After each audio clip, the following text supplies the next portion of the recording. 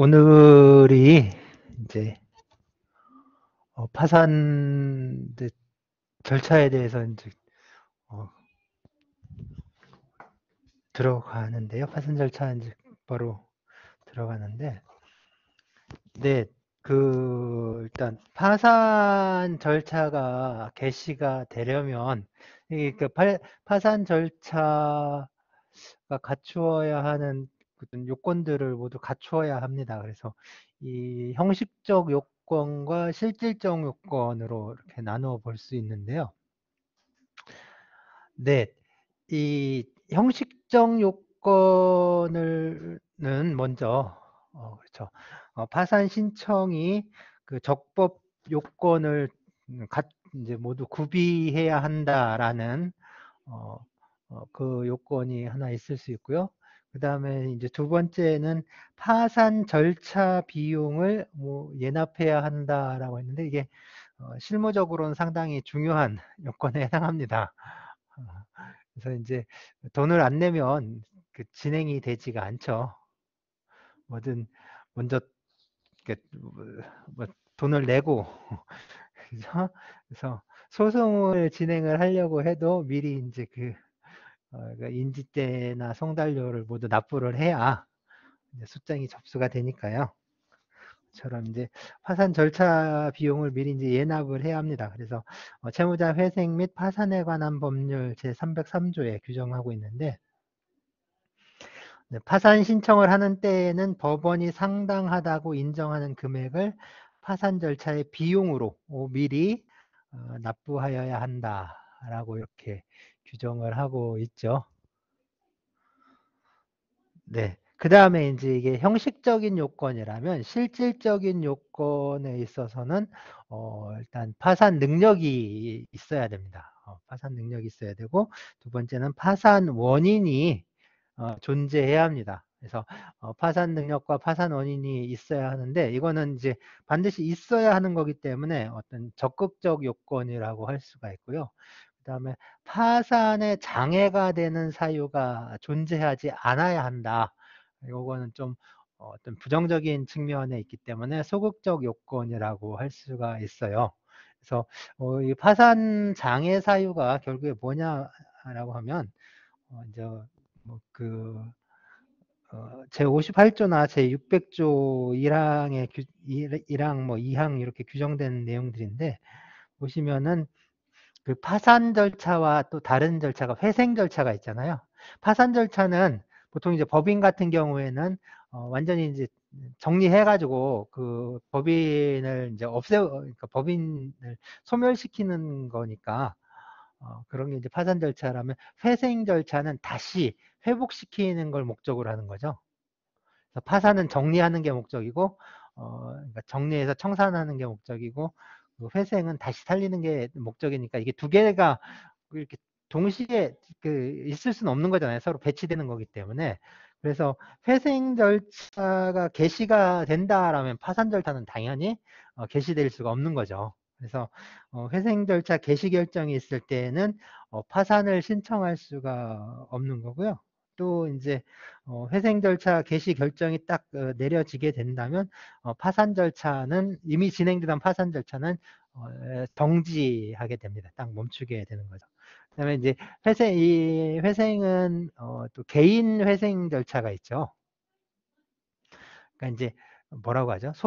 전에 소비자 파산이라고 했었나? 어떤 개인 회생 절차 있는데, 개인 회생 절차가 개인 회생 절차 개시 결정이 있을 때 역시 뭐 이제 그 파산 절차도 정지하게 됩니다. 그러니까 중지되는 거죠. 그래서 그런 게 되고요. 그래서 이제 어떤 형식적 요건에서 파산 신청의 요건들은 결국 이제 법률에 각 규정이 되어 있기 때문에 그거에 이제 따르게 되고, 우리가 좀 간단하게 살펴봐야 되는 거는 결국에 그 실질적 요건에서 그런 파산 능력이라든가 파산 원인이라는 측면에서 좀 살펴봐야 될 것 같습니다. 그래서 먼저 파산 능력을 보시면요. 파산 능력이 뭐냐라는 건데, 이 능력이란 말, 한자 저 능력인데요. 능력, 능력. 뭐 할 수 있는 힘 같은 거를 말하잖아요. 그러니까 할 수 있는 힘, 뭐 가능성, 뭐 이런 걸 말하는데 법률 용어로서 능력은 좀 뭐랄까 어떤 주로 그러니까 그 쓰이는 곳에 따라서 다 좀 뜻이 좀씩 다 다른데 이게 대체로 보면 어떤 법적인 자격을 많이 의미합니다. 그래서 어,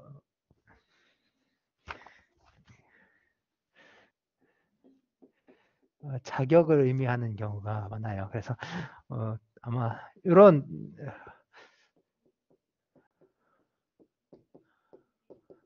권리 능력이라든가 또는 뭐 의사 능력,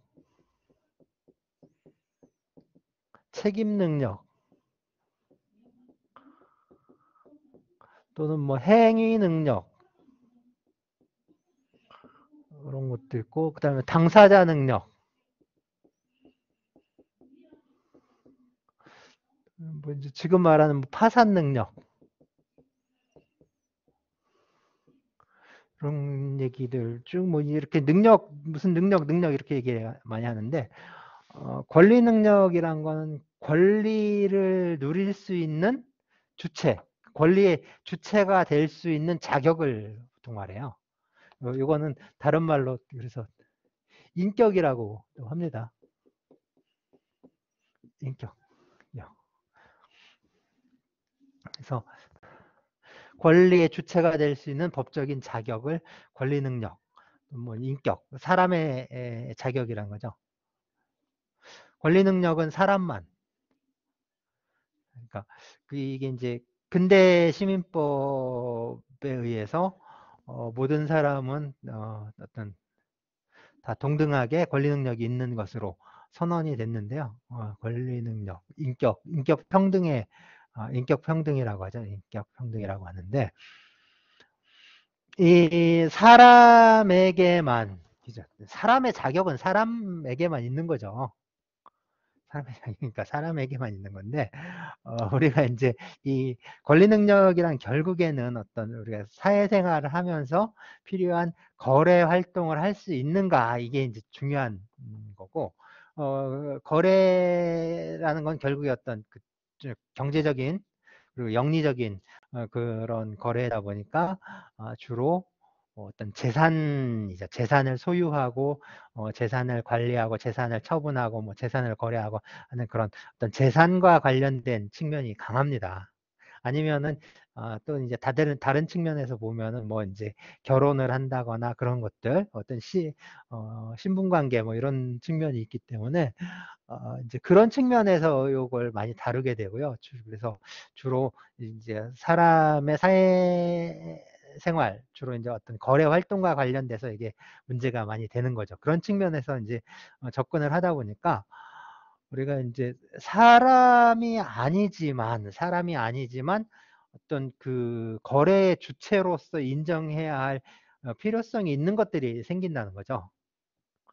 그러니까 그게 결국엔 뭐냐면 두 가지 이제 어떤 원칙적으로는 두 가지라는데 한 사람이 아니라 여러 사람의 집단, 그죠? 어떤 사람의 집단이 움직일 때 그거를 개개인 한 사람 한 사람을 다 모두 그러니까 거래의 주체로 하기에는 너무 번거로운 겁니다. 100명이 모여 있는 집단에서 100명이 모두 거래의 주체라고 한다면 계약서 작성하는데 100명이 도장 찍어야 되는 거죠. 그러니까 너무 번거로우니까 이 사람의 집단 이 자체를 하나의 어떤 그 거래 주체로 상정할 필요성이 있지 않는가라는 거죠. 그래서 요 결국에 요 사람의 집단에게 이 권리 능력을 어떤 거래의 주체가 될 수 있는 자격을 부여하는 그런 어떤 법 기술이 이제 발달을 하게 되는 거죠. 직접적인 스킬이라든가 테크닉 이런 것들이 발달을 하게 됩니다. 그래서 이러한 사람의 집단을 주로 뭐겠습니까? 사람의 집단이. 집합. 어디서 회사들 있잖아요. 회사들. 그래서 다 요게 어떤 그 사람의 집단에 대해서 어떤 요 법이 인격을 부여를 해주는 거예요. 그 집단 전체에 대해서 하나의 인격을 부여를 해주는 겁니다. 그래서 이게 법이 인격을 부여했다라고 해서 법인이라고 하는 거죠. 법인. 그러면 이 이제 사람은 아니지만 사람은 아니까 네.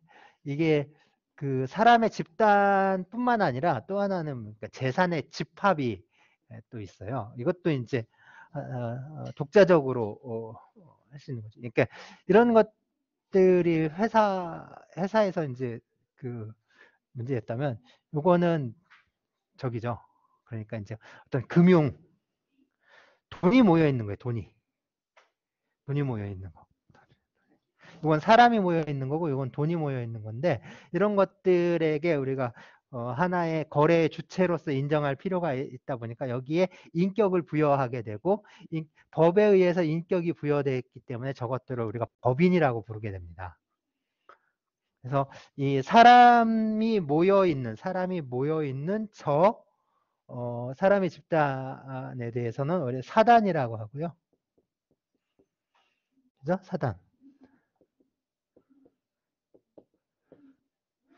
사자가 이 사자죠? 아니, 이거는 저기 사단이고. 군대 사단이고. 군대 있는 사단이고. 이 사자죠, 이 사자. 사. 그리고 재산이 모여 있는 거. 재산이 모여 있으니까, 이거 써가지고. 그죠? 재단. 그래서, 이게 사단, 재단이 되는 거예요. 그래서 사단법인, 재단법인.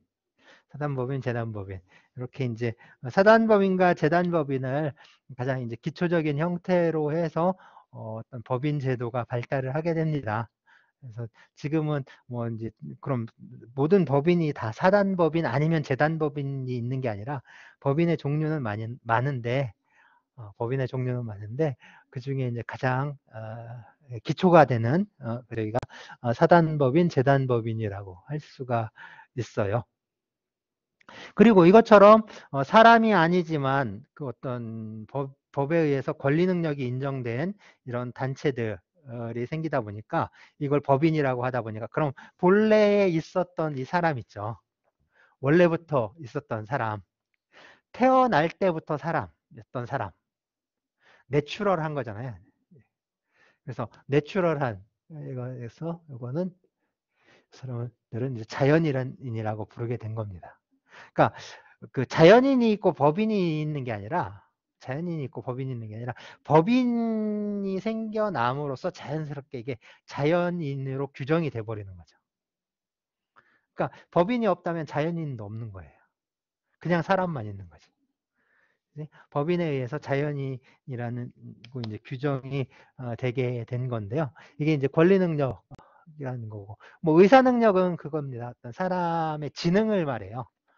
어떤 이제 판단을 할 수 있는 그런 지능이라든가 이런 것들을 의사 능력이라고 하고, 책임 능력은 마찬가지로 이제 책임을 판단할 수 있는 그런 능력인데 이것도 마찬가지예요.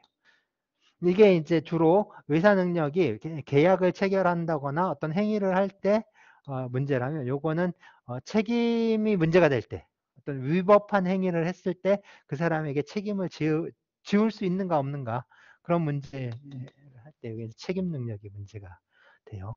그래서 이 의사 능력이나 책임 능력은 그 이제 획일적으로 결정되질 않고 어떤 그 구체적인 상황에 따라, 그러니까 개별적인 상황에 따라 좀 구체적으로 판단을 하게 됩니다. 그래서 그 사람이 그 행위를 할 당시에 그 행위 당시에 어떤 판단 능력이 결여가 됐다면, 지적인 능력이 결여가 됐다면 그 사람은 없는 거예요.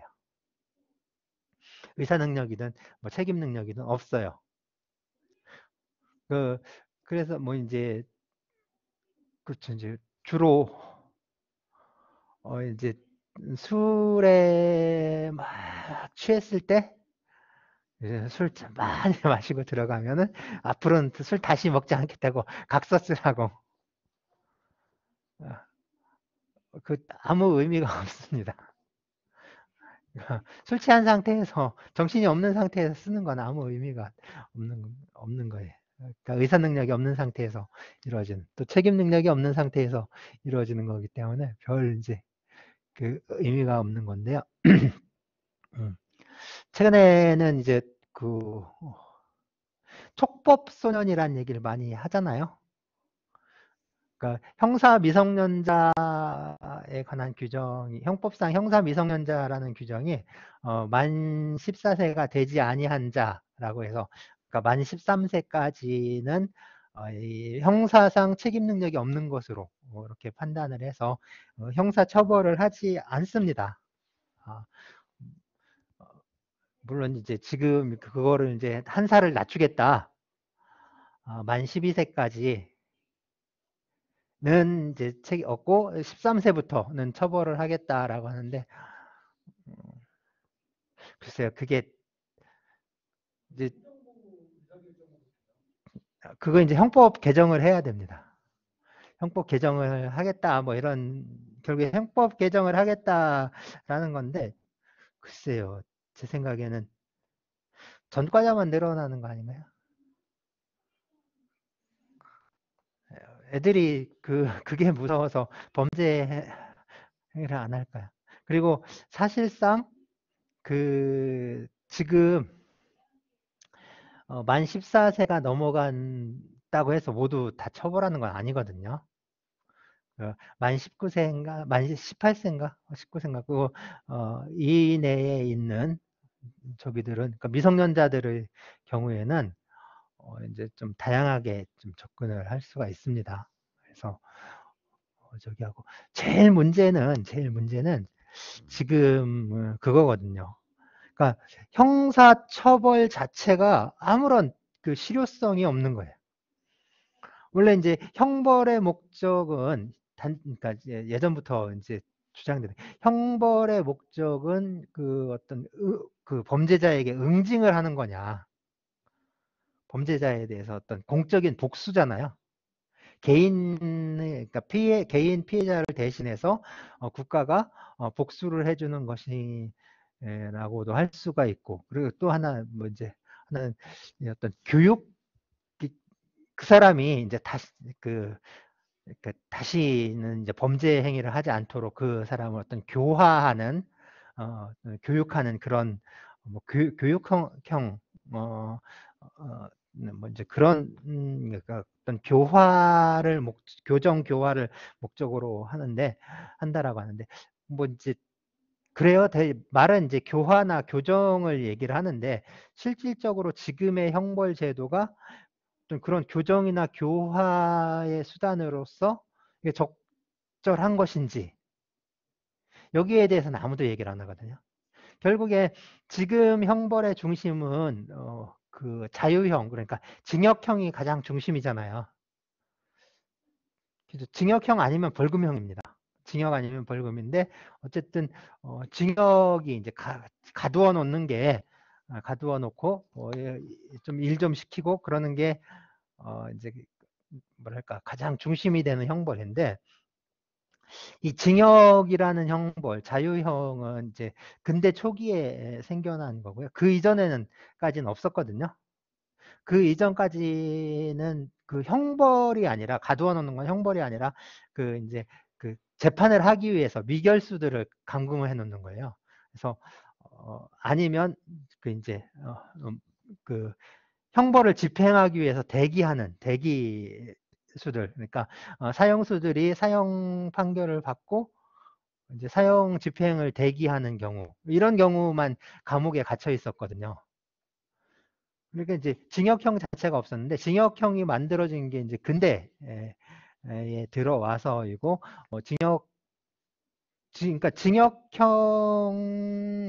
징역형이 도입이 되고 그러다 보니까 이제 어떤 근대적인 감옥제도, 그러니까 그 형무소라든가 교도소라고 하잖아요. 그런 것들이 이제 만들어지게 되는데 결국에 이 자유형은, 그러니까 징역이라는 제도는 근대 초기에 필요했던 어떤 그 자본주의 초기, 산업자본주의 초기에 필요한 노동력을 체계적으로 양성하기 위해서 그전에는 그전에는 뭐였냐면 농노들이었잖아요. 그러니까 그러니까 지방에 그 농촌에 있던 그 농민들이 도시에 와서 도시 노동자가 되는데 이 사실 그리고 이제 농노라든가 노예가 해방되고 이 사람들이 또 도시로 온 거잖아요. 근데 이 농촌에서 생활을 하다가 도시의 공장 노동자가 되었을 때 이 공장 노동자로서의 어떤 규율에 복종하지 않는 거예요. 그러니까 아예 습성이 다르니까 여기에 이제 적응을 하지 못하는 거죠. 사실 복종하지 않는 게 아니라 적응하지 못하는 거죠. 그래서 왜냐면 농촌에서의 생활이라는 게 그렇잖아요. 물론 아침 일찍 일어나서 일하러 가요. 그리고 낮에는 뭐 하죠? 한여름에 낮에 더우니까 일 안 하잖아요. 그래서 보통 아침에 일찍 일어나서 일하고 그 다음에 꼭 이제 밥 먹을 때 항상 어, 참 먹을 때 항상 막걸리 한 잔씩 하고 그리고 이제 낮에 한참 더울 때는 그냥 자다가 이제 또 이제 저녁 때 선선해지면 다시 일어나서 또 일하고 이제 그런 패턴이고 일을 하는 것도 누가 시켜서 하는 게 아니라 자기 판단에 의해서 하는 거죠. 오늘 오늘은 그냥 논에 나가서 이제 논일하고 내일은 저쪽 밭일하고 그래서 아니면 뭘 하려고 하는데 그 옆집 누가 이제 그 장에 간다고 하면 같이 또 장에도 갔다 올 수 있고 그래서 이게 이제 정해진 스케줄에 따라서 일을 하는 게 아니라 자기 판단에 따라서 그때그때 판단해서 일을 하는데 이 사람들이 도시에 와서 공장 노동자가 됐을 때 어떻습니까? 그 작업반장이 시키면 안 따라요. 네가 뭔데? 작업반장이 시키면 안 따르고. 그리고 뭐야? 제 시간에 출근해서 딱 맞춰서 일을 하고 퇴근하는 그 저기에 전혀 길들여져 있지 않으니까 따르지 않는 거예요. 중간에 일하다가 그냥 나가가지고 1시간 놀다 오고 또 술 마시고 오고 그러다가 결국에 이제 싸우고 해고되고 맨날 주먹질하고 해고되고 해고되면 이제 살 수가 없으니까 이 사람들이 뭐가 되냐면 그 이제 거린이 된다거나 거지가 된다거나 또는 강도가 되거나 근데 사실 어, 거지와 강도는 도둑은 같은 거거든요. 그러니까 얘 약하고 만만해 보이면 뺏는 거고 멍청해 보이면 훔치는 거고 그 다음에 세 보이면 구걸을 하는 거고 그래서 거지 도둑 강도가 사실은 같은 적인 거죠. 그래서 이 중세 그러니까 현대 자본주의 초기 그러니까 중세 말 자본주의 초기 시기에는 그냥 죽였어요.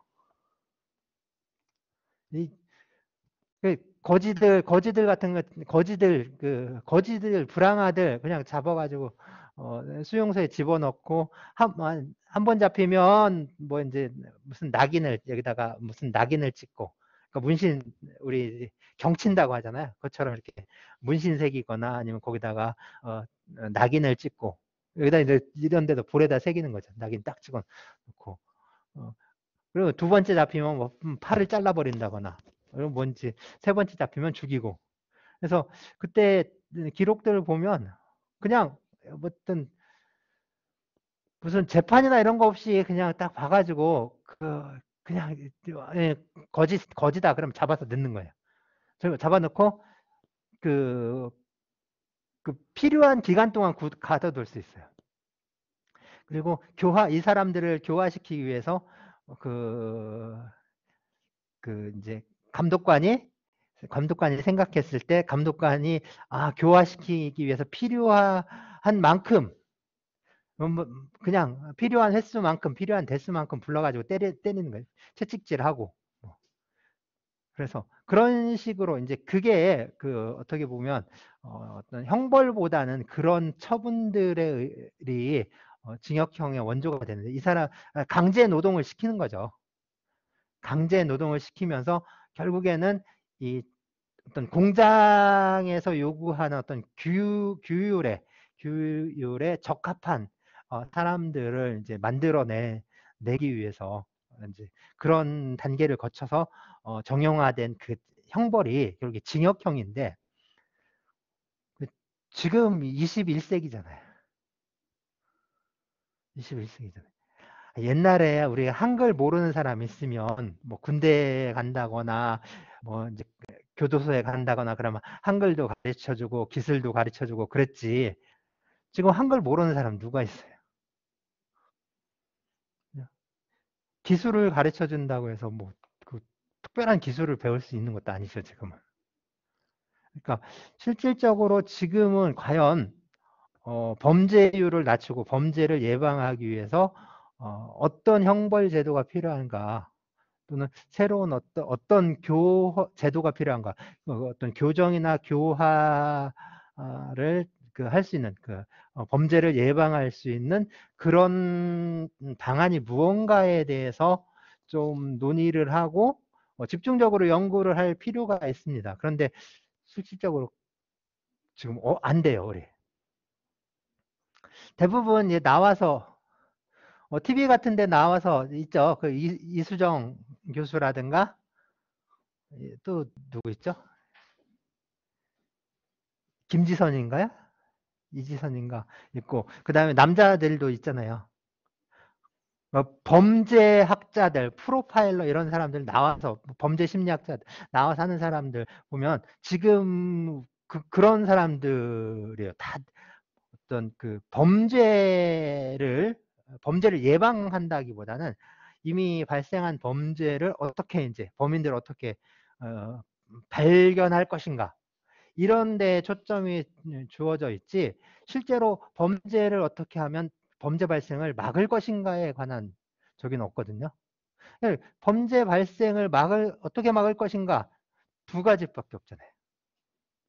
대책이 나오는 게. 하나는 CCTV 달자. CCTV 많이 달자는 거예요.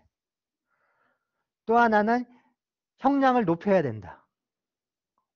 우리나라는 너무 법이 물러가지고 그런 거니까 미국처럼 형량을 뭐 이만큼씩 늘려야 된다. 미국은 보석금 내면 다 나와요. 돈만 많으면 다 나와요. 뭐, 이제 그런 저기가 돼버린 거죠.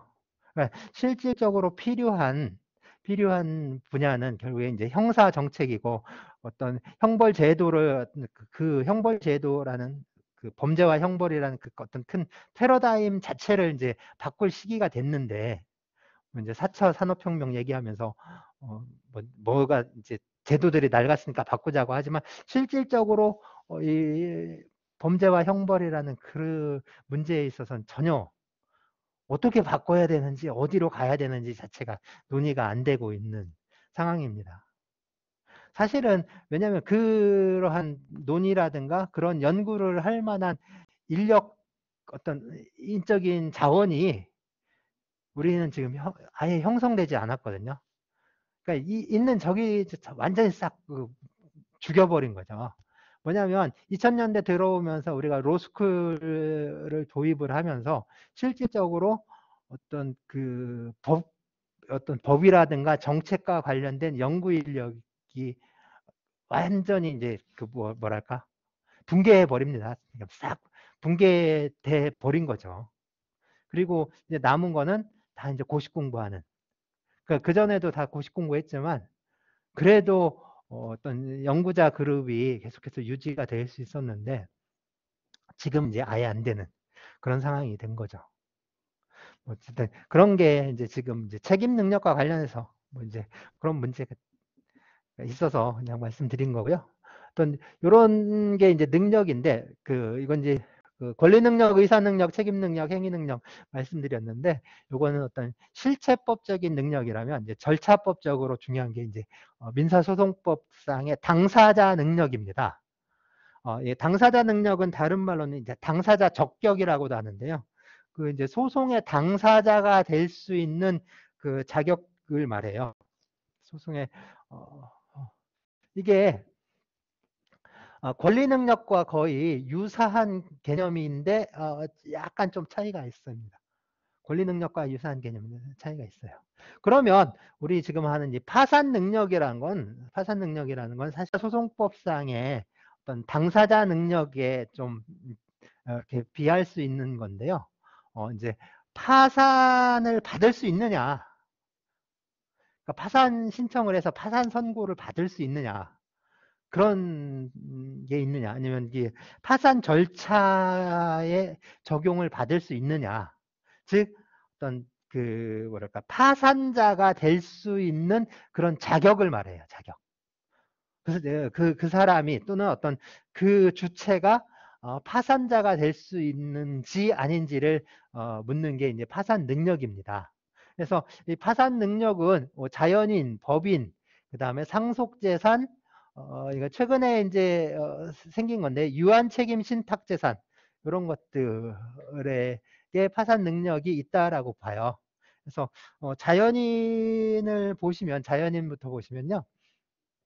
네. 자연인은 당연히 권리 능력, 당사자 능력 다 있거든요. 그러니까 파산 능력도 있습니다. 네. 자연인은 당연히 파산 능력이 있어요. 근데 제가 당연이라고 했는데 그 지금 우리 법의 규정상 당연하다라는 거고요. 이 파산 능력을 어떻게 이제 법에서 파산 능력을 어떻게 규정할 것인가, 파산 제도를 또 어떻게 규정할 것인가에 따라 달라지는데 이게 이제 상인 파산주의라는 게 있습니다. 상인은 그 장사꾼이죠. 상인 파산주의라는 게 있는데 뭐냐면 파산 신청을 해서 파산 선고를 받을 수 있는 거는 상인 상법상의 상인들이죠. 상법 적용받는 그 상인들만 파산을 할 수 있는 그러한 그 어떤 입법 정책을 상인 파산주의라고 해요. 이 경우에는 파산 능력은 상인에게만 파산 능력이 있습니다. 그럼 상인이 아닌 사람들 있잖아요. 이 사람들은 이제 파산을 할 수가 없는 거죠. 그래서 이게 상인 파산주의인데 우리 파산법은 상인 파산주의를 채택하지 않고 이걸 채택하지 않아요. 그냥 누구나 이제 파산을 신청해서 파산 선고를 받을 수 있는 그러한 그러니까 누구나 할 수 있는 네, 일반 파산주의를 채택을 하다 보니까 일반 파산주의를 채택을 하다 보니까 이제 자연인은 누구나 파산자가 될 수 있습니다. 이게 꼭 파산자가 되는 게 좋은 적은 아니지만 파산 선고를 해서 이제 파산 신청을 해서 파산 선고를 이제 받을 수 있게 이렇게 되는 거죠. 자, 그 다음에 우리 자연인에서 좀 생각을 또 해봐야 되는 게 그 외국인이거든요. 외국인. 우리 이제 대부분 보면 법은 국법, 하나의 그 나라의 법이잖아요. 국법. 그죠? 여기 우리 학교에 적용된 학칙 같은 경우는 학교의 법이죠. 학교 내에서만 적용된 학교의 법.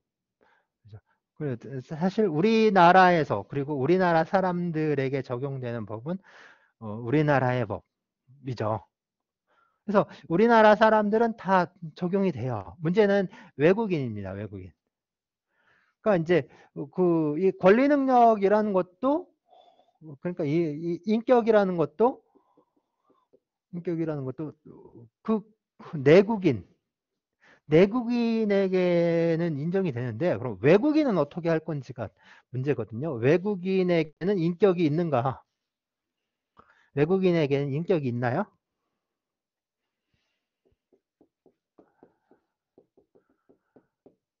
그냥 외국인에겐 인격이 있나요? 대답이 없으냐?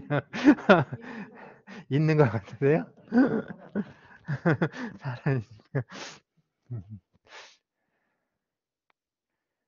옛날에 이제 서양 얘기는 항상 올라가면 그리스 얘기잖아요.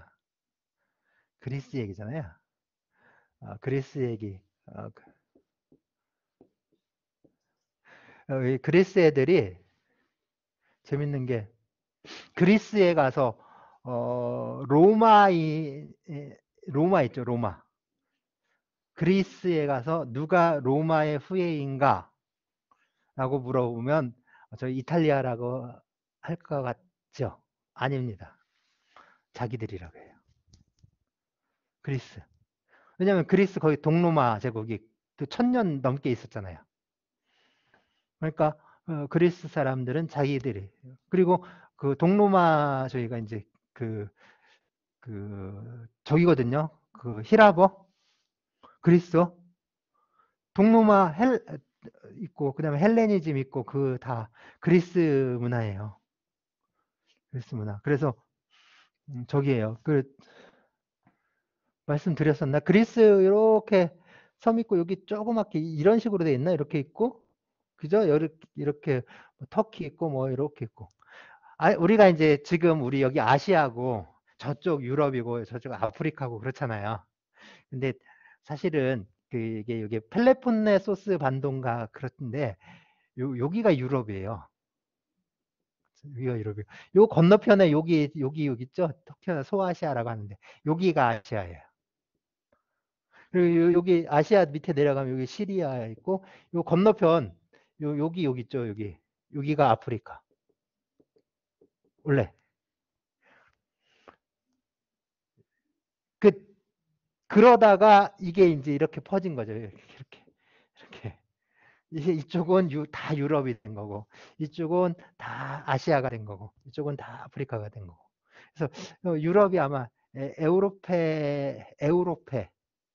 에우로페가 건너가서 그 정착 처음에 이렇게 도착한데 뭐 그 땅 뭐 이런 식으로 했는데요. 어쨌든 요 이제 그리스인들이 자 이제 예, 그리스 하니까 그리스인 조르바 뭐 이런 거 갑자기 떠오르는데 그리스인들은 자기네 땅을 지금도 그래요. 자기네 땅을 그리스라고 안 부르거든요. 스위스 사람들이 자기네 그 땅을 스위스라고 안 부르는 것 같아요. 우리는 뭐 우리 저기를 뭐 한국이라고도 하고 영어로 코리아라고도 하고 옛날 뭐 조선이라고도 하고 그러는데 그래서 세계적으로 보면 뭐 이제 한자로 한국, 조선, 고려 뭐 요 정도에서 이제 쓰이잖아요. 우리. 근데 지구상에서 이 한국, 고려, 조선이 아닌 다른 말로 우리를 불러주는 유일한 나라가 하나 있는데 몽골입니다. 몽골. 몽골에서는 우리 코리아라고 안 해요. 몽골에서는 코리아, 고려, 한국 뭐 이렇게 안 불러요. 거기서 솔롱구스라고. 뭐냐면 무지개가 뜨는 나라라고 불러요. 그래서 몽골은만 특이하게 우리를 솔롱구스라고 이렇게 부르고 있는데요. 어쨌든 뭐 이제 그 스위스 같은 경우에는 자기네 큰 나라를 헬베티카 동맹이라고 부르고 뭐 하는데 이 그리스 같은 경우에는 자기 땅을 이제 엘라스라고 합니다. H 있는데요. H 있는데 H를 발음을 안 해. 헬라스 우리 이제 그냥 읽을 때 헬라스 이러는데 발음은 저 엘라스라고 이렇게 발음을 해요. 그러니까 이게 헬라스 뭐 헬렌이라는 헬렌의 자식이라는 뜻이에요. 헬렌의 자식.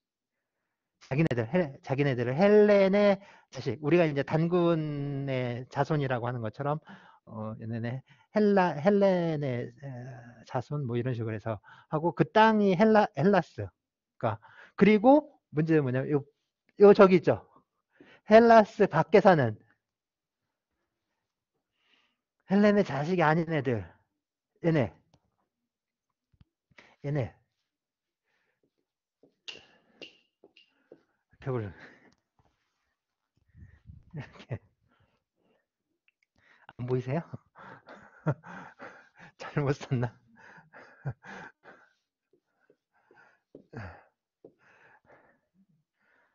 네? 이것도 있어요. 구식이. 똑같은 말이에요. 개자식이잖아요. 진짜 그렇게 불러요. 그러니까 우리 그 중국 애들이 그러잖아요. 자기네들은 중화, 화고, 화, 중 이건가 이거 이렇게 중화고 이쪽에 동쪽에 있는 애들은 동이, 동이, 서융, 남만, 그다음에 북적 이렇게 얘기를 하잖아요. 그래서 이 중국 대륙을 보시면 저쪽 하남성인가 거기쯤 가면은 옛날 그 주나라 낙양 있고 주나라 정나라 있던 데 있는데 거기 이제 이렇게 황하 있고 거기 한가운데 이렇게 있어요. 주나라 정나라 있던 얘네들의 성이 옛날에 그 희씨예요. 희씨 희성을 쓰던 주나라 정나라 있는데 여기가 중원입니다. 중원이고 여기서부터 쭉 해가지고 여기 산동반도 이쪽 서쪽까지 황하 이렇게 흘러가는 여기가 화북평원인가 화중평원인가 그래요. 전에 말씀 안 드렸었나? 이거 화중평원, 화북평원 무슨 요 평원이 있어요. 넓은 이게 우리나라보다 더 커요. 이 평원이. 그래 지금 우리 이제 봄철에 갑자기 많이 덥잖아요. 그래서 봄철 5월, 4월, 5월 되면은 막 갑자기 여름 날씨 되고 그러잖아요. 이게 우리 생각에는 지구 온난화가 이렇게 되는데 지구 온난화 때문에 그런 게 아니라 여기 문제 여기 이 평원에 여기가 얘네도 그 우리나라보다 더 커요. 근데 여기를 그 이쪽 그 중국 북쪽 애들은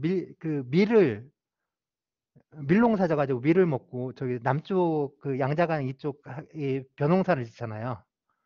그러니까 밀농사, 벼농사 이렇게 위는 밀가루. 그래서 중국 만두 보시, 그러니까 중국에서 만두 달라고 하면 그냥 밀가루 이겨가지고 그냥 찐 거 만두라 그러는데 그런 거 먹고 그러잖아요. 밀가루를 하는데 이쪽에 이제 밀농사 짓는데 밀농사 이제 우리나라에서는 밀농사가 잘 안 됩니다. 거의 우리나라 밀농사 거의 안 되는데 이, 이 밀농사 짓는데 밀이 겨울밀을 짓잖아요. 보통 겨울밀 짓으면은 봄철에 밀을 수확을 하고 이제 가을에 밀을 파종을 해서 겨울 나서 봄에 밀을 그 수확을 하고 다시 거기다 이제 그 여름 작물을 심어서 그걸 또 가을에 수확을 하고 다시 그걸 반복을 하게 되는데 봄이 되면은 중국도 이제 집단 농장이라든가 이제 기계화가 되면서 그 밀을 베는 거예요. 이 평원, 우리나라보다 더 큰 평원에, 그러니까 며칠 사이에 밀이 다 수확이 됩니다. 그럼 이게 다 황토가 되는 거예요. 황토가 그러면 여기 복사열, 그러니까 햇빛이 해가지고 뜨거워진 그 열기가 그대로 공기 중으로 이렇게 그대로 올라와요. 그리고 지구가 자전을 하니까 삥 도니까 이 공기가 동쪽으로 오는 거죠. 더 뜨거워진 공기가 그대로 우리한테 오는 거예요.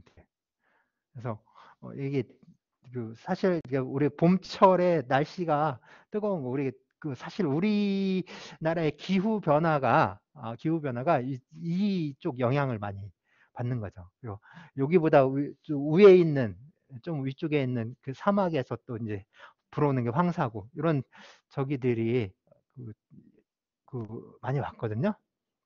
그래서 근데 어쨌든 여기가 여기가 이제 있던 데가 중원이고 얘네들이 이제 사실은 흔히 말하는 중국 원래 중국 그 본토배기들 화하족이라고 하는 그 친구들이고요. 그 다음에 이렇게 그 동이, 서융, 남만, 북적하는데 이게 춘추 시대에 보면은 이쪽에 있었던 게 제나라고, 이게 있으니 초나라고, 이게 진나라고, 이게 진나라예요. 진진제초. 그다음에 요 진나라가 셋으로 쪼개져서 조나라, 위나라, 한나라가 돼요. 이렇게 하고 요 제나라 위에 변방에 있었던 게 연나라고. 이렇게 해가지고 이게 전국 칠웅이 됩니다. 그리고 진나라가 요 나머지 6개 해서 통일한 게 그게 이제 진시황 천하통일이고요. 그러니까 실질적으로 보면 얘네들이 원래 오랑캐들이었어요. 초를 남만이라고 했고요. 이쪽 진시황 진나라 얘네 서융이라고 했고, 그 다음에 이 산동반도예요. 산동반도에서 그 밑에 5월까지 여기 동이라고 했고, 그 다음에 여기 이제 이 진나라 위에 있었던 이 진나라의 그 왕실은 성이 같아요. 성이 같았는데 사실은 여기 섞였어요. 북쪽 오랑캐들, 북방민족하고 섞여서 사는. 그래서 여기 북적이라고 했고. 그리고 이게 이제 진시황이 한번 통일을 하고 그 다음에 진시황이 죽고 나서 초나라 한나라가 나오잖아요. 다 여기 초나라, 항우 초나라. 그 다음에 한나라의 유방도 요 초나라 사람입니다. 초나라 사람입니다. 그러니까 중국을 지배하고 중국을 통일하고 중국의 왕조들 있잖아요. 중국의 왕조들은 중원에서 한 번도 나온 적이 없어요. 즉 정통 한족이 중국을 지배해 본 적이 없습니다. 신의 혁명이 일어나기 전까지는 항상 이민족에 의해서 정복을 당해왔어요. 그래서 그 다음에 한족이 통일한 적이 어떤 저희가 있었는지. 자, 그죠? 한나라 남만이라니까요. 그러다가 이제 한나라가 그러니까 중국을 통일을 하면서 실질적으로 지배하면서, 그러니까 한무제 때에 이르러서 그 위로 이제 흉노하고 뭐 하고 옆에 이제 고조선 격파하고 그러다 보니까 이제 어떤 하나의 이제 기틀을 마련한 건데 그 다음에 뭐 이제 삼국 시대 나오고 그 다음에 뭐 위진 남북조에서 바로 북쪽에서 내려오잖아요. 그리고 북쪽에서 내려오니 선비족들이 싹 수나라, 당나라 해서 송나라도 이제 어디에 속하는지 불분명한 저기가 되는 거고. 그 다음에 여기 거란족, 여진족, 몽골족 내려오고. 그죠? 유일하게 있었던 게 이제 이 남쪽에서 시작됐던 홍건적이 사는 명나라인데 뭐 중국 야사에 의하면 주원장이 여기 함경도 사람이랍니다. 우리가 한 얘기 아니에요. 중국 애들이 하는 얘기예요. 함경도에서 이렇게 넘어간 사람이래요.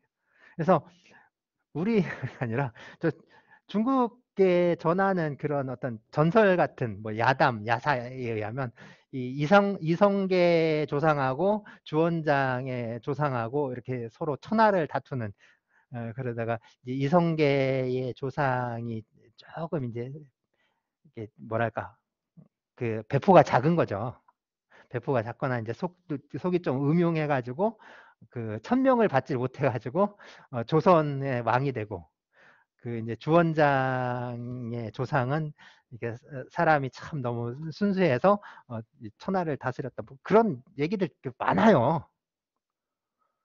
그러다 보면 실질적으로 이제 저기 한 건데 어쨌든 네 이렇게 이제 했잖아요. 자기네들은 화라고 하고 여기들은 뭐 이제 뭐 만 해서 저기라고 이렇게 이런 식으로 얘기했는데 이게 이제 그 그리스도 마찬가지예요. 그리스도 이런 식으로 얘기를 했거든요. 자기네들은 이렇게 이제 문화 민족이다 이런 식으로 엘라스 자기들이 사는 땅을 이렇게 부르고 다른 데는 이렇게 이게 뭐냐면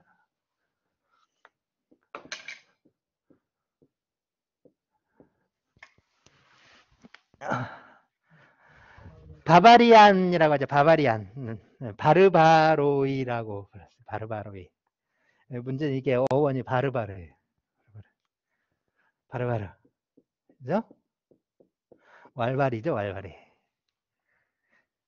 왈왈. 우리식으로 하면 멍멍이에요, 멍멍. 멍멍, 왈왈. 바르바르. 이게 뭐냐면 의성어예요, 의성어.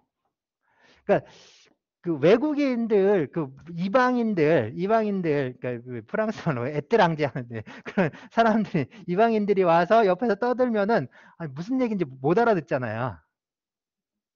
옆에서 저기 그 중국 사람들이 와서 막 얘기한다면 저게 무슨 얘기지? 전혀 우리가 알아들을 수 없잖아요. 그러니까 그 짐승이 짖는 소리나 그 똑같다는 거지. 짐승이 짖는 소리나 그 저기잖아요. 우리는 이제 좋은 말로 짐승이 그래서 금수의 소리와 다를 게 뭐냐 뭐 이렇게 얘기를 했는데 얘네는 대놓고 얘기를 한 겁니다. 개소리라고. 그래서 개 짖는 소리를 그대로 쓴 거예요. 그래서 바르바로이, 왈왈이들, 저 멍멍이들 이렇게 얘기한 거. 그래서 얘네는 이렇게 타고 한 거지 이렇게 타고. 그래서 어떻게 했냐면 이런 어떤 인격이라든가 인격은 우리만 있는 거예요. 우리만. 영혼이란 건 우리만 있어요. 우리만. 저 멍멍이들한테는 영혼이란 게 없어요. 저건 걔한테 무슨 영혼이 있어요. 걔는 그냥 걔지. 그런 게 어디 있어요. 그렇죠? 그러니까 없어요. 인격. 인격 이런 거 없어요. 그 외국인은 사람이 아니야.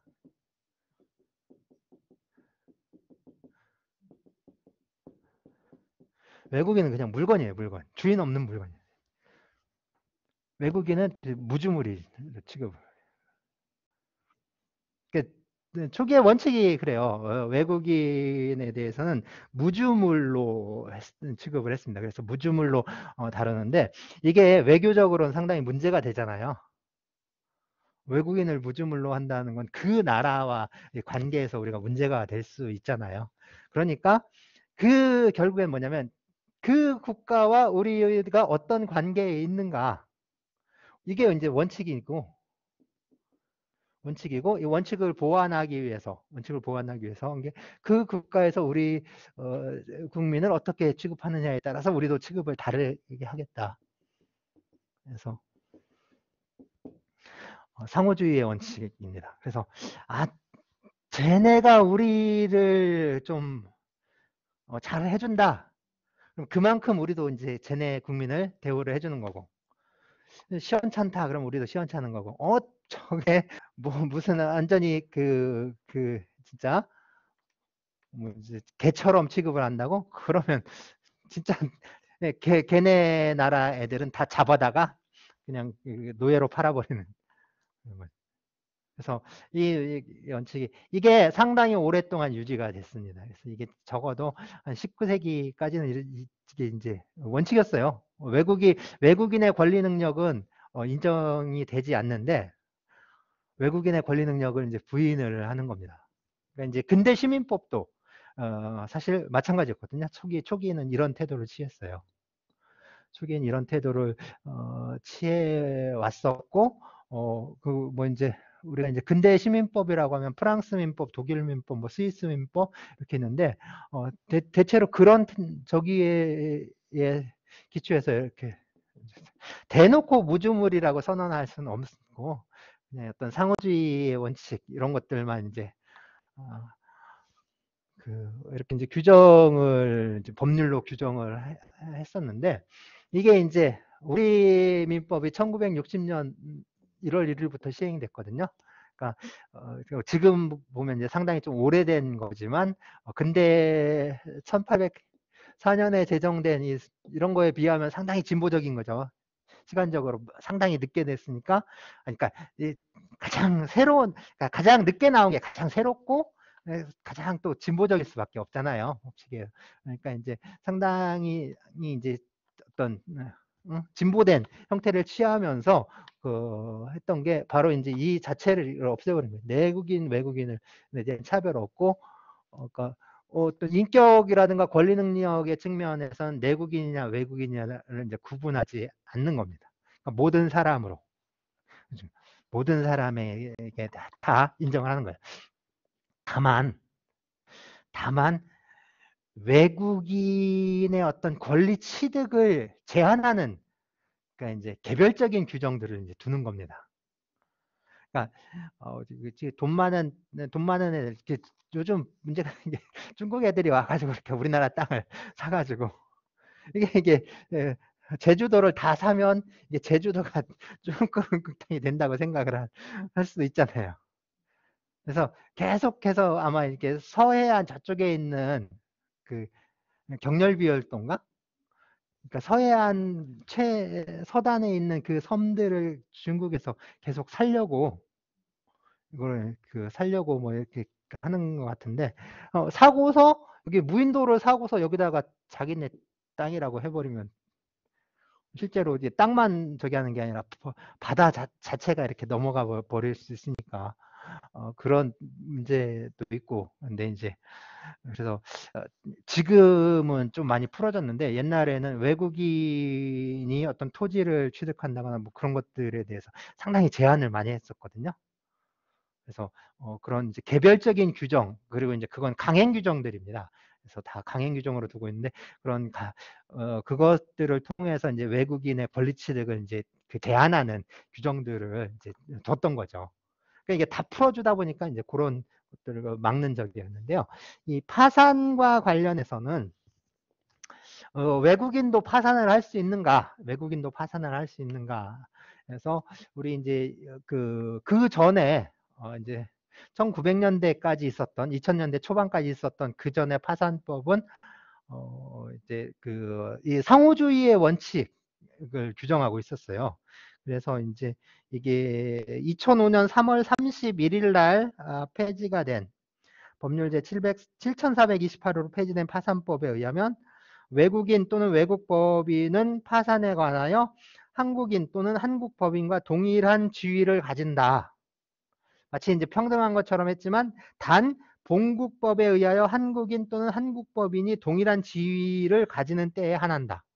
이렇게 규정하고 있었습니다. 그래서 요 단서 규정에 의하면 상호주의 규정을 채택하고 있었는데 이게 이제 2005년에 새로운 파산법이 제정이 됐을 때 여기서는 그 규정을 완전히 없애버린 거죠. 그래서 내국인이든 외국인이든 뭐 이제 상관없이 완전히 평등한 것으로 이렇게 내외국인 완전 평등주의를 채택을 해서 규정을 하게 됐어요. 네, 이게 자연인이고요. 자연인의 경우에는 이제 죽으면 끝이잖아요. 사람은 사망을 하게 되면 권리 능력이 소멸됩니다. 뭐 사람이 사망하면 권리 능력이 소멸해요. 근데 문제는 이 사망한 사람의 어떤 파산 능력? 일단 사람이 사망하면 파산 능력이고 뭐고 이제 문제가 안 되는 건 맞는데, 문제는 뭐냐면 파산 신청을 해놓고 죽은 경우, 아니면 파산 선고를 받고 나서 파산 절차가 개시되는, 그래서 이게 파산 정리하고 있는 그 도중에 죽은 경우, 이때는 어떻게 해야 되는지. 그러면은 이 사람은 이제 파산 능력이 없는 거니까 소급해가지고 그 파산 선고한 거, 그 파산 신청한 것까지 다 무효로 해버려야 되느냐, 이런 문제가 남잖아요. 그래서 이런 경우에는 예외적으로, 그러니까 사망을 하게 되면 이 사람이 사망하면 이 재산이 상속이 되죠. 그럼 이게 그 사람의 이게 재산은 이제 상속이 되니까 그 상속 재산인데 그 상속 재산에 대해서 계속해서 파산 절차를 진행하는 것으로 그렇게 하고 있습니다. 그래서 파산 신청 후에 또는 파산 선고 후에 파산이 종결되기 전에 사망한 경우에는 그 상속 재산에 대해서 계속해서 파산 절차가 진행이 돼요. 그런 식으로 이제 규정을 하고 있습니다. 308조에 그렇게 이제 규정하고 있죠. 여기 보시면 파산 신청 또는 파산 선고가 있은 후에 상속이 개시된 때에는 파산 절차는 상속 재산에 대하여 속행된다. 그래서 파산에 대해서 계속 진행하는 걸로 하고 있습니다. 자, 두 번째 저희가 이제 법인인데요. 법인은 공법상의 법인, 그래서 이제 사법상의 법인 있고, 그 다음에 공법상의 법인 이렇게 이제 나눠볼 수가 있어요. 그래서 사법인은 당연히 파산할 수 있습니다. 사적인 법인, 사법인, 사법상의 법인. 어떤 뭐 그게 회사냐 아니냐, 영리법인이냐 아니냐 따지지 않고 사법인은 그냥 파산할 수 있어요. 문제는 이제 이거죠. 공법인도 파산하는가?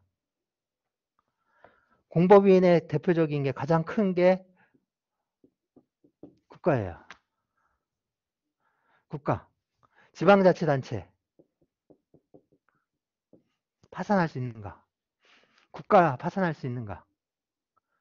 국가 파산하면 이게 대한민국이 파산을 하면 싹 정리해서 청산해서 우리 이제 다 채권자로서 이렇게 나눠 갖고 쪼개져야 되나요? 영토 쪼개지면 어떻게 이렇게 국민 1인당 이렇게 딱딱 쪼개 갖고 좀 그렇죠? 그래서 국가, 지자체 또 이제 공공단체 이런 것들 이거 파산이란 걸 인정하기가 이건 인정하기가 힘든 거죠, 이거. 국가라든가 뭐 지자체 또 뭐 공공단체 이런 저기는 사실 그 성격상 파산을 인정할 수가 없습니다. 파산 능력이란 게 있다라고 보기는 어렵고요. 그렇다면 결국에 뭐냐면 어떤 그 공공조합들 있죠. 공법상의 조합들, 뭐 이제 공단이라든가 이런 것들 있잖아요. 공단. 그 다음에 영조물법인, 영조물법인, 뭐 이제 국립대학교 병원이라든가 이런 것들, 국립대병원, 아니면 국립의료원 뭐 이런 것들, 영조물법인 이런 것들은 파산을 할 수가 있잖아요. 파산하고 청산하고 뭐 이렇게 그렇게 할 수 있는데 그래도 이게 어떤 그래요. 그런 그런 공공의 목적 또는 어떤 공적인 이익, 공익을 위해서 존재하는 건데 이게 파산을 시킨다는 거, 파산 능력을 인정한다는 건 좀 문제가 있지 않느냐. 그래서 이 어떤 공법인에 대해서는 어떤 파산 능력을 부인하려는 견해가 아주 우세합니다. 예. 공법인의 경우에는 좀 파산을 인정하지 않으려는 그런 저기들이 있는 거죠. 뭐 결국에 파산 안 하고 결국에 다 뭐라고 하죠? 공적 자금 투여해서 살려내야 되는 그런 건가요?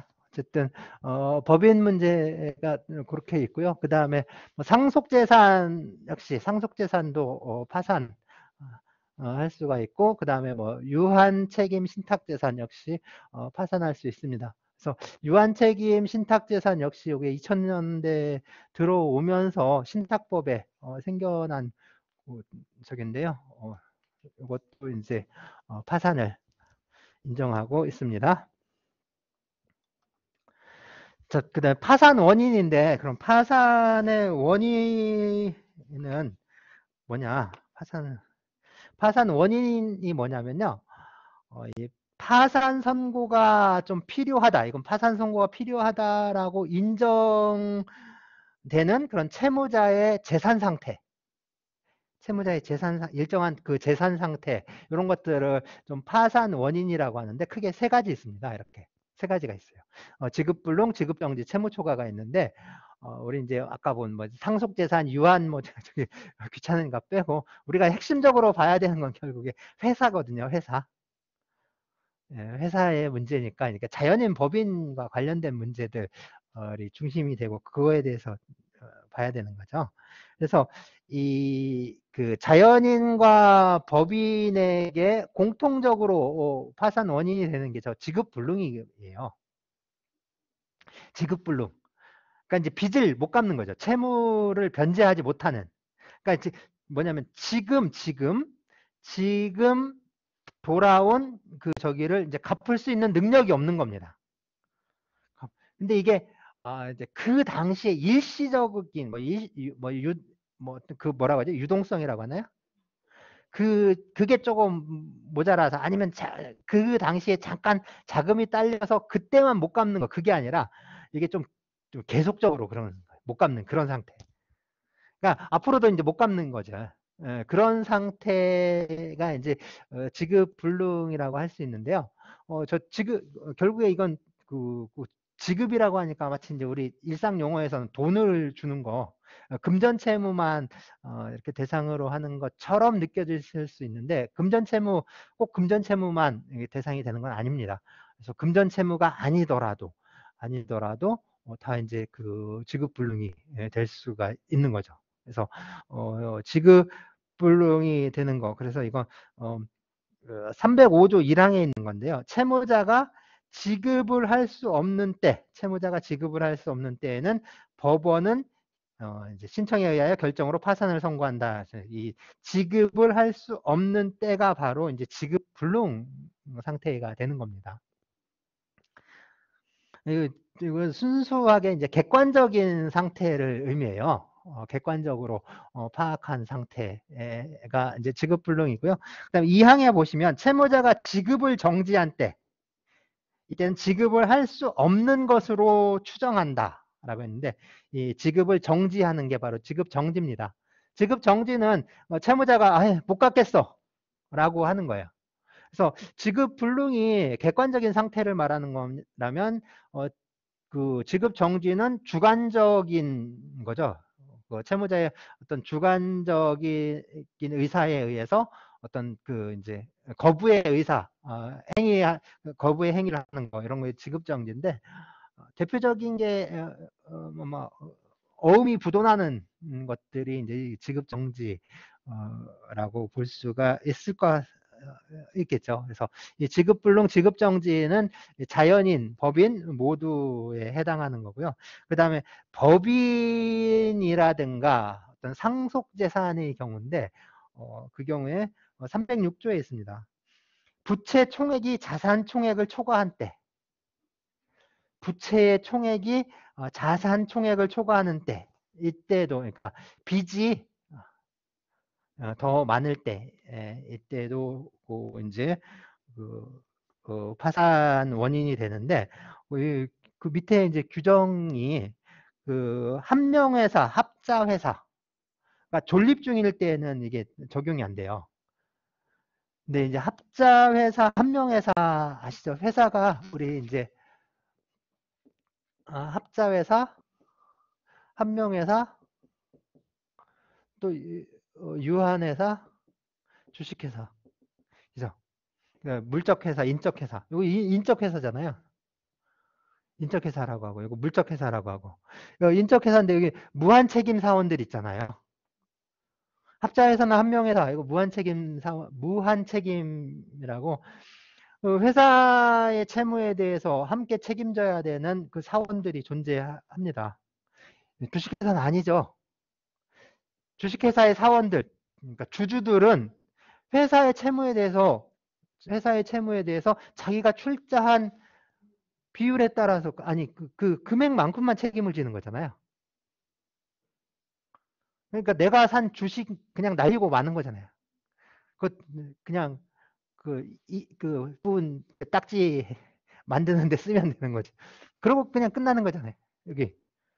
그러니까 여기는 채무가, 그러니까 부채가 자산부를 초과해 버리면은 그냥 이거 끝난 건데, 이 경우에는 이 회사의 채무가 아무리 이거 초과하더라도 뒤에 있는 이 뭐예요, 이 사원, 이 사람에게 추궁을 할 수가 있잖아요. 그죠? 이 사람에게 추궁을 할 수가 있으니까 꼭 부채가 더 자산보다 많다라고, 그래서 못 갚을 것이다라고 할 수는 없죠. 그렇죠. 그래서 요 경우에는 이 합자회사 한 명 회사가 존립하고 있을 때, 지금 존속 중일 때에는 이제 이렇게 이제 이 채무 초과를 이유로 파산 선고를 하지 못하도록 한 겁니다. 물론 이게 해산 중일 때는 이제 파산 선고를 할 수가 있는 거죠. 해산에 들어갔을 때. 근데 사실 우리 회사법은요, 요 모두를 다 법인격을 부여하고 있는데, 대체로 외국의 경우에는 이렇게 이 물적 회사들에게만 법인격을 부여하고, 요거는 그 법인으로 보지 않는, 그래서 요거는 그냥 어떤 조합으로 보는 경우가 많습니다. 요거. 그래서 달라요. 그래서 아마 법인격 부인 이론 뭐 이런 것들이 여기서 이제 오는 겁니다. 그래서 우리나라하고는 약간 좀 안 맞는 저긴데, 명칭이 잘 안 맞는 건데, 이렇게 저기 있어요.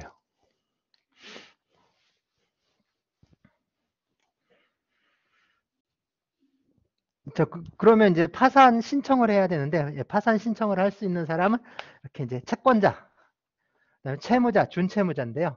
채권자, 채무자, 그죠? 채권자, 채무자가 할 수 있습니다. 그래서 294조 규정하고 있죠. 채권자 또는 채무자는 파산 신청을 할 수 있다. 파산 신청을 할 수 있다. 채권자, 보통 이제 채권자가 파산시키는 거죠. 대부분 보면 채권자가 이제 파산을 시키는 경우가 있는데, 채무자도 이제 파산 신청을 할 수가 있습니다. 그러니까 자기를 파산시키는 거잖아요. 그래서 채무자가 신청하게 되면 그걸 자기 파산이라고 해요. 자기 파산이라고 합니다. 채무자가 신청한 자기 파산이라고 하는데, 그 다음에 이제 자연인의 경우에는 채권자, 채무자가 이렇게 직접 그 사람이 하면 되는 거고, 법인의 경우에는 법인 대표이사가, 네, 법인의 대표이사가 하게 됩니다. 그래서 법인 대표이사가 법인의 행위로 하게 되고요.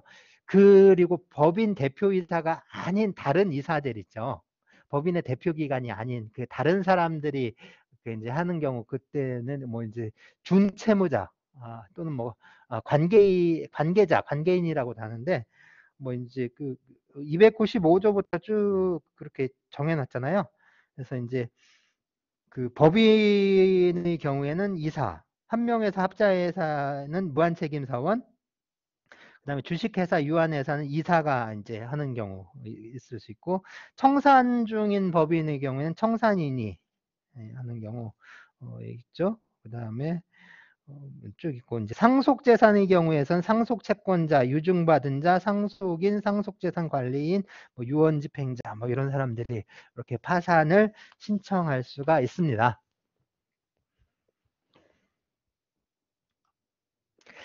자, 이제 파산을 신청하게 되면요. 파산을 신청하게 되면, 자, 파산을 신청하려면 그 파산 신청서를 작성을 해야 합니다. 아까 형식적 요건에서 이제 그 적법 요건을 구비해야 된다 했는데, 신청서의 이 요건을 쭉 이제 이거 지켜야 되는 거죠. 그래서 뭐 이제 신청인과 법정 대리인의 성명, 주소부터 뭐 이런 거 쭉 하고, 제출하는 서류 다 제출하고, 중요한 건 돈 꼭 내고 그죠? 비용 예납해야지 이제 절차가 진행되는 거니까, 뭐 이제 그걸 쭉 해야 합니다. 그러면 파산을 이렇게 신청을 하잖아요. 우리가 이제 이게 채권이 존재하는데, 이렇게 이제 채권, 우리 이제 권리는 항상 소멸시효, 예, 그러니까 재산권은 그러니까 절대권이 아니면 다 이제 그러니까 소유권이라든가 이런 게 아니라면은 저기가 항상 소멸시효가 문제가 되거든요. 일정한 기간 동안에 그 권리를 행사하지 않으면 나중에 그 어떤 시효로 인해서 시간의 효과로 인해서 권리가 소멸하게 되는데 소멸시효가 이제 진행이 돼요. 소멸시효가 쭉 진행이 되는데 이제 파산 신청을 하게 되면 이 소멸시효의 진행이 어떻게 되느냐라는 거죠. 뭐냐면 소멸시효가 완성이 되면은 그 채권을 받을 수 없어요. 채권 추심할 수가 없습니다.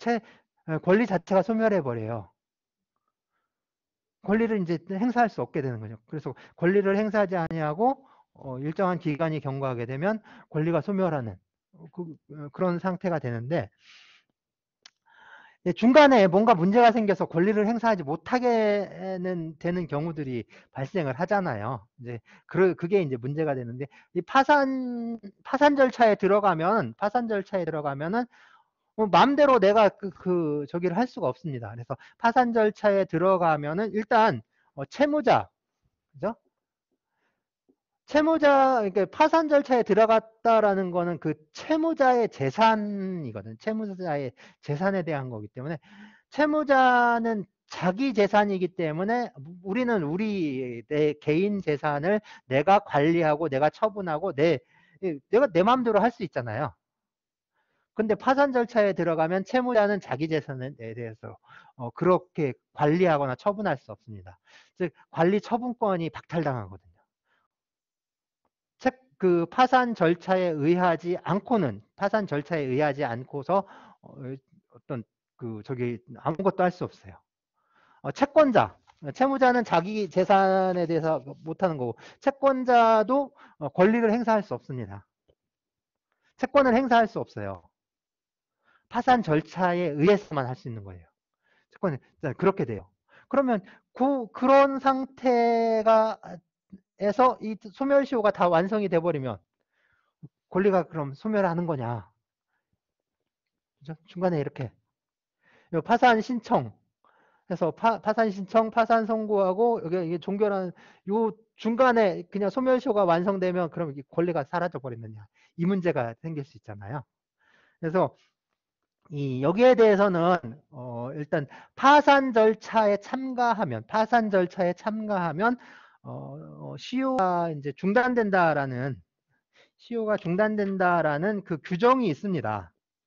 그래서 뭐냐면 그 파산법 제32조에 파산 2호에 파산 절차 참가가 이제 시효 중단의 효력이 있다라고 이렇게 규정을 하고 있고 민법 제 171조에 역시 파산 절차 참가가 시효 중단의 효과가 있다라고 이렇게 이제 규정을 하고 있어요. 그러니까 이제 채권자가 파산 절차에 참가함으로써 시효 중단의 효력이 있는데 그게 아니라 이 채권자가 파산 절차에 참가한 게 아니라 처음에 그냥 파산을 신청해버린 채권자는 단순하게 누군가 파산 절차를 신청해서 파산 선고가 되고 그리고 그 파산 절차에 참가한 채권자는 시효가 진행되는 게 중단이 돼요. 소멸시효가 진행되는 게 중단이 돼요. 그러면 처음에 그 파산을 신청한 채권자는 어떻게 되냐는 거죠. 규정이 없잖아요, 이거. 규정 없어요. 이 파산을 신청한 채권자는 어떻게 되느냐, 이게 규정이 없습니다. 저기에 대한 규정이 없는데, 요거는 그냥 어떻게 보면 좀 당연한 적이라고 할 수 있는데요. 민법상 소멸시효가 중단되는 사유는 청구, 압류 또는 가압류 가처분, 그 다음에 승인 뭐 이런 것들이 있는데 이 청구라고 했을 때 이 청구는 재판상의 청구를 말해요. 그러니까 소송을 제기한다거나 뭐 이런 것들, 지급 명령을 신청한다거나 뭐 이런 것들을 말하는데 이 청구가 있으면 소멸시효가 중단이 됩니다. 딱 멈추는 거예요. 재판상 청구. 근데 이 재판상 청구는 꼭 소송을 제기한 것만 그러니까 그 뭐냐면 뭐 채권, 그러니까 채무 이행 청구의 소송을 제기한 것만 재판상 청구라고 보기는 어려운 거죠. 그거보다는 좀 넓은 개념인 거고, 그러니까 이런 파산 신청도 재판상 청구에 해당하는 거라고 이제 해석이 됩니다. 당연히. 그러니까 파산 신청을 하게 되면 이건 재판상 청구인 거고, 그렇기 때문에 그 채권의 소멸시효는 중단을 하게 돼요. 중단하게 되고 나중에 이제 다시 진행이 되게 되는 거죠. 소멸시효가 중단이 됩니다. 자, 또 하나는요, 이게 파산 이제 파산 신청을 해서 파산 선고가 있기 요때 죠 파산 신청을 해서 파산 선고를 할 때까지 요 중간에 채무자가, 그러니까 채권자가 이렇게 파산 신청을 했는데 채무자가 재산을 처분할 수가 있습니다. 자기 책임 재산을 처분하는 수가 있기 때문에 그런 것을 막기 위해서 어떤 이 저긴데, 그래서 그 보전 처분을 이렇게 할 수가 있습니다. 그래서 파산 선고 전에, 그러니까 그죠? 파산 신청 후에 파산 선고 전 요 사이에. 왜냐하면 파산 선고가 이 파산 선고가 있으면 이때부터는 파산 절차가 개시되기 때문에 채무자가 어떻게 할 수 없어요. 채권자든 채무자든 일단 파산 절차에 들어갈 수밖에 없으니까 이거는 이때는 못하니까 중간에 요때 선고 전 요때 채무자가 임의로 처분할 수 있으니까 그것을 막기 위해서 보전 처분, 그러니까 보전 소송을 제기할 수 있습니다. 그래서 가압류, 그러니까 물적인 저기로는 가압류 가처분, 그 밖에 필요한 보전 처분이라고 했는데 주로 이제 가압류 가처분들이죠. 가압류 가처분 이런 게 쭉 할 수가 있습니다. 그래서 요건 이제 그 파산을 심리하는 법원에서 이렇게 해서 가압류 가처분을 할 수가 있고요. 이 보전 처분은 언제까지냐? 요 파산 선고가 있을 때까지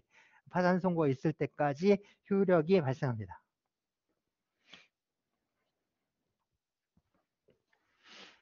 자, 파산 신청이 되면 이제 재판을 해야 돼요.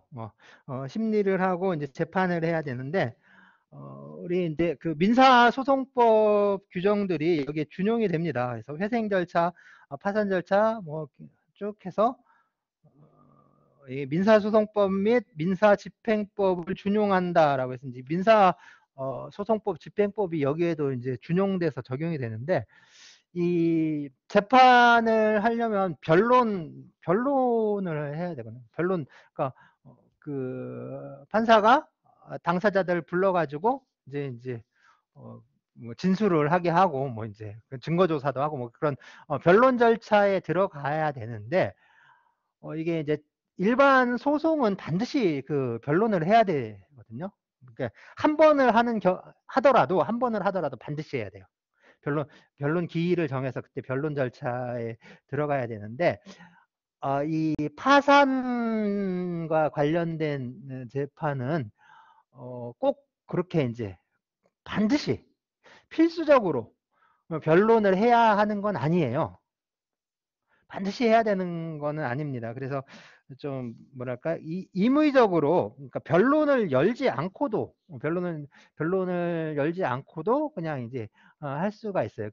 어쨌든 그래도 당사자들의 뭐 채권자나 채무자들의 어떤 방어권이라든가 이런 게 문제가 되니까 그러니까 서면이나 구두로 이제 이렇게 진술을 또 하게 할 수가 있어요. 그래서 그런 절차를 거쳐서 이제 저기 합니다. 그러니까 변론을 그래서 안 연다는 게 아니라 열어도 되고 그러니까 열지 않아도 되고 그렇다는 거예요. 그러니까 실무적으로는 그러니까 실무적으로는 좀 안 열죠. 안 열고 그냥 서면으로 제출하도록 그래서 서면 심사를 통해서 이제 하는 경우들이 많다라고 합니다. 그리고 이제 재판을 하게 되는데 재판은요. 그러니까 종국 그 재판의 형식은 판결 결정 명령이 있는데 판결 결정 명령의 형식으로 이루어지는데 어떤 실체 재판의 경우에는 판결을 합니다. 실체 재판, 만약 뭐 이제 돈을 갚아라, 뭐 이런 저기 하면 이게 그래 그 채무를 이행하라라는 그런 판결을 하게 되고요. 그 다음에 그게 아니라 어떤 그 절차적인 측면이라면 주로 이게 그 결정을 통해서 이제 재판을 하는데 이 파산 선고는 이제 결정 형식으로 합니다. 결정 형식으로. 그러니까 이제 결정문이 이제 오는 거죠. 판결문이 아니라 결정문이 이렇게 오는 겁니다. 그래서 이제 결국에 이제 어떻게 저기를 하게 되냐면 그 이제 파산 선고를 내려요. 파산 신청을 했으니까 파산 선고를 하거나 또는 이제 그 파산 선고를 받아들이지 않을 때는 기각을 합니다. 기각. 아예 파산 신청 자체가 어떤 그 부적법한 경우에는 그냥 각하해 버려요. 그리고 이 결정에 대해서 불복할 때는 즉시 항고할 수가 있습니다. 즉시 항고할 수가 있습니다. 그래서 이제 세부적인 법률 규정들을 쭉 두고 있죠. 그래서 임의적 변론과 직권조사, 뭐 즉시 항고, 불복 방법, 불복은 서면으로 해야 된다. 하고 뭐 이제 기각 사유 두고 있고 파산 선고할 때 파산 결정서에는 파산 선고의 연월 일시를 기재해야 된다. 파산은 선고를 한 때부터 효력이 생긴다. 뭐 이제 법원은 파산 선고와 동시에 파산 관제인을 선임하고 다음 각호의 사항을 정하여야 한다. 그리고요. 선고 송달, 법인 파산 통지, 검사한테도 통지를 하네요. 이렇게 쭉 하고 그래서 이제 파산 선고를 하게 되면요. 채무자의 모든 재산은 그 바로 파산 재단이 돼 버립니다. 채무자의 재산은 전부 하나의 재단, 집합이 되는 재단이 딱 파산 재단으로 묶이는 거죠. 그리고 파산 재단 이걸 관리하기 위해서 파산 관제인이 이제 선임이 되는 거예요. 파산 관제인. 채권자 채무자하고 상관없어요. 파산 관제인이 선임이. 파산 관제인이 선임이 되게 됩니다. 파산 재산 관리인이라고 할 수 있는데요.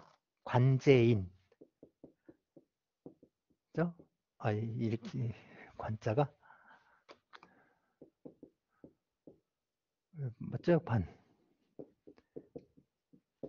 관제인. 그래서 재산 관리인. 관제인. 요즘 줄이면은 관제인이나 재관인이라고 할 것 같아요. 재산관인, 재관인 뭐 이런 식으로 할 것 같은데 이제 파산 관제인으로 이렇게 하겠습니다. 파산 재단 되고요. 그 다음에 법인은 해산합니다. 법인은 이제 이게 법인격 소멸 사유예요. 법인은 해산해요. 근데 바로 그냥 해산해서 없어지는 게 아니라 이제 이제 청산을 해야죠. 그죠? 해산을 하게 되면 바로 이제 청산을 하고 정리를 해야 됩니다. 그래서 이 파산 이제 파산 절차가 진행되는 동안에는 계속 이제 이 존속을 하게 돼요. 파산의 목적 범위 안에서는 이제 이제 있는 거죠. 그래서 파산 절차가 종결될 때까지는 이제 파산을 위해서 존속합니다. 그리고 이제 자연인의 경우에는 자연인의 경우에 파산을 했다고 해서 무슨 권리 능력이 소멸된다거나 뭐 행위 능력이 뭐 없어진다거나 이러진 않아요. 권리 능력, 행위 능력엔 영향을 미치지 않는데 각종 그 자격들의 제한을 받게 되죠. 공무원이 되는 자격이라든가 이런 것들이라든가 이런 상당히 제한받고 자격 상실 뭐 이런 것들이 있게 됩니다. 그래서 뭐 후견인 결격 사유 이런 거 보시면은 그죠? 그 어디 있냐면 그 3호에 회생 절차 개시 결정 또는 파산 선고를 받은 자 이제 후견인이 되지 못하도록 이렇게 하고 있습니다. 이렇게 하고 있는데 이제 이게 뭐 이제 공법상의 뭐 자격 제한이랑 이런 게 쭉 있는데 문제가 되는 거는 이제 파산 선고를 받은 그 사람의 어떤 그 사람의 이제 직장에서 이제 해고를 당한다거나 그런 이제 문제들이 발생을 하는 거죠. 그러니까 이제 빚이 많은 사람, 우리 이제 개인 회생이라든가 이런 거 하잖아요. 그런 소비자 파산 이런 게 있을 때 그 사람은 지금 빚을 못 갚아서 그 상태가 된 건데 회사에서 잘리면 빚을 더 못 갚게 되는 그런 저희가 있는 거니까 그래서 이제 그런 불이익 같은 것들을 좀 방지하기 위해서 제32조의 2가 이제 신설이 됩니다. 그래서 차별적 취급 금지해서 누구든지 이 법에 따른 회생 절차, 파산 절차 또는 개인 회생 절차 중에 있다는 이유로 정당한 사유 없이 취업의 제한 또는 해고 등 불이익한 처우를 받지 아니한다라는 이런 규정을 또 신설하게 됐습니다. 그래서 이런 규정을 이제 두게 됐어요. 오늘 진짜 정말 일찍 끝내려고 했는데 오늘 좀 상당히 또 늦었습니다. 오늘은 이렇게 슬픈 일이 있으니까 이렇게 이제 종결하는 것으로 하겠습니다. 오늘 수업은 네, 여기까지 하고요. 다음 주에 이어서 하도록 하겠습니다. 네. 가산 신청 비용은 얼마나 얼마인지는 제가 모르겠습니다. 정확하게 이제